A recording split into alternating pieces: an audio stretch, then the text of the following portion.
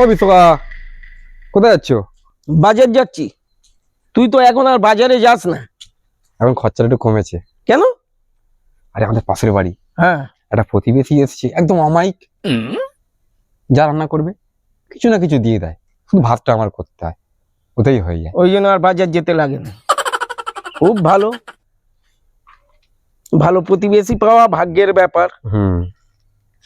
এখন অসুবিধা আছে নাকি তোমার? না, কিন্তু তাহলে? প্রতিবেশী মানে কি জানিস? কি? শোনে কম বানাই বেশি, তার নাম প্রতিবেশী। মানে?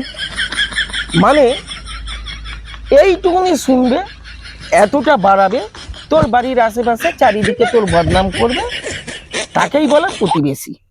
আজকে দিচ্ছে ভালো, খাচ্ছ ভালো, যখন আছলা দিয়ে দেবে তখন বুঝতে পারবে প্রতিবেশীর জ্বালাটা কি। দাঁড়াও দাঁড়াও, এখানে দাঁড়াও।